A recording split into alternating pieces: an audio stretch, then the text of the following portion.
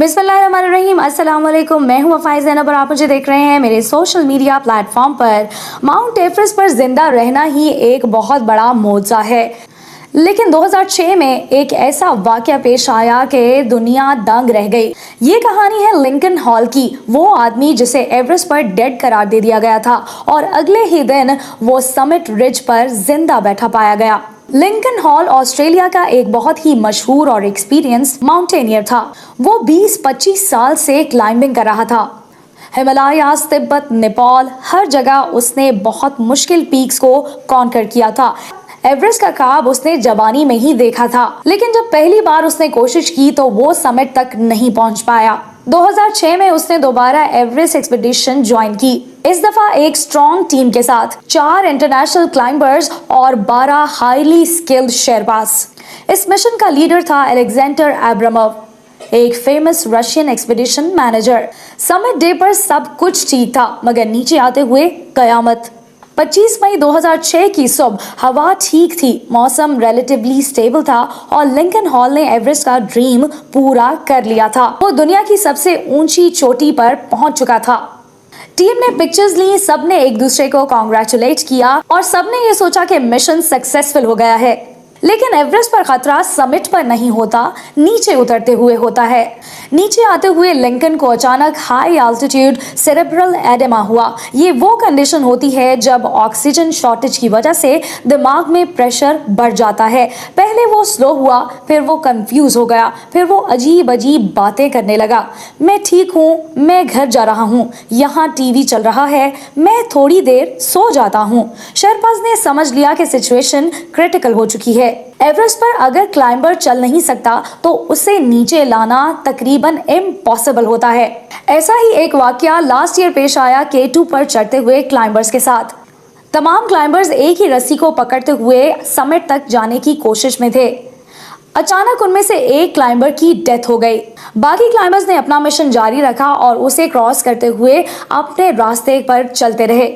इसी वाक़े को लेके लोगों में काफी तशवीश थी कि सबने उसको क्यों ना बचाया। अगर आप माउंटेनिंग के रूल्स से वाकिफ हों तो उसमें एक ये रूल भी है कि अगर कोई गिर जाता है तो उसे बचाना तकरीबन नामुमकिन होता है, क्योंकि आप खुद माउंटेन्स पर लटके हुए होते हैं और आपका अपना बैलेंस ही बहुत मुश्किल से कायम रहता है। ऐसे में किसी और की जान बचाना और उसको नीचे लेकर आना तकरीबन नामुमकिन होता है, जब तक कि वो खुद स्टेबल ना हो। इसीलिए अक्सर जिनकी डेथ हो जाती है तो उनकी डेड बॉडीज को वहीं छोड़ दिया जाता है।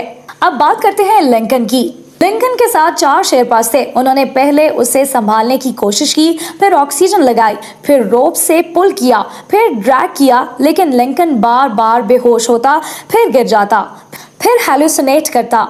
रात हो रही थी, टेम्परेचर -25 डिग्री सेंटीग्रेड था, ऑक्सीजन कम थी, स्टॉर्म ऊपर चढ़ रहा था। शेरपास फिजिकली थक चुके थे। उनका रेडियो मैसेज बेस कैंप तक गया, he is not responding, he has stopped breathing, we tried everything, Lincoln is gone. Base camp ने कंफर्म किया। शेरपास जो खुद भी जिंदा मुश्किल से बच सकते पीछे हट गए। एवरेस्ट पर ये आम रूल है, a dead body can not be carried down. उस रात लिंकन हॉल बर्फ पर अकेला रह गया और ऑफिशियल स्टेटमेंट इशू हो गया, Lincoln hall has died on mount Everest.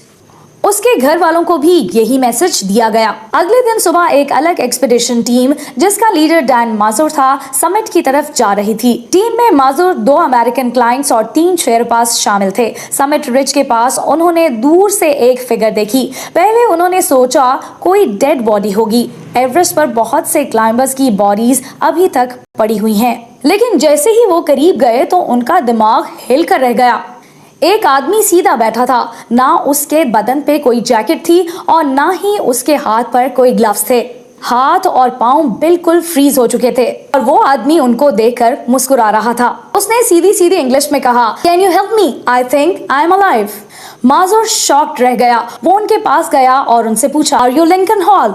उस आदमी ने धीरे से सर हिलाकर हाँ में जवाब दिया। दुनिया जिसे डेड समझ चुकी थी वो उनके सामने बैठा था। डैन माजुर ने एक अहम डिसीजन लिया और अपनी समिट को कुर्बान कर दिया। माजुर के क्लाइंट्स ने बोला, we paid $65,000 for summit, we are so close. Mazur ने बिना सोचे जवाब दिया, summit is not worth a human life. और उन्होंने फौरन रेस्क्यू स्टार्ट कर दिया। उन्होंने अपनी जैकेट्स, ग्लव्स, ऑक्सीजन सिलेंडर्स सब लिंकन को दे दिए। उसे खड़ा करने की कोशिश की, उसे वार्म रखा, उसे रोप से सिक्योर किया। माजुर ने रेडियो पर इमरजेंसी कॉल की। बेस कैंप ने 16 शेरपास का रेस्क्यू टीम भेजा। जब रेस्क्यू टीम समिट तक पहुंची तो उन्होंने लिंकन को एक बैग की तरह बंद किया और रोप से बांधकर ड्रैग करना शुरू कर दिया। बर्फ में उसका पांव सिंक होता था, जिस्म बिल्कुल जम चुका था, लेकिन टीम ने हिम्मत नहीं हारी। 10 घंटे तक शेरपास एक आदमी को मौत के मुंह से खींचकर नीचे ले जा रहे थे। Camp 3, camp 2, camp 1, base camp, हर जगह मेडिकल एड दी गई और फिर दुनिया को शॉक लग गया। Lincoln hall is alive, he survived the night on Everest. Lincoln complete recovery के बाद ऑस्ट्रेलिया वापस गया। उसने इस पूरे वाक़े पर एक बुक लिखी, dead lucky, life after death on mount Everest. उसने वर्ल्ड टूर्स किए, मोटिवेशनल टॉक्स दी और अपनी जिंदगी उस मौजे की एक्सप्लेनेशन में गुजारी। 2012 में कैंसर की वजह से उसका इंतकाल हुआ, एवरेस्ट एक्सीडेंट से नहीं। आज शेरपास और क्लाइंबर्स लिंकन को ऐसे याद करते हैं, the man who came back from the dead, Everest का मिरेकल।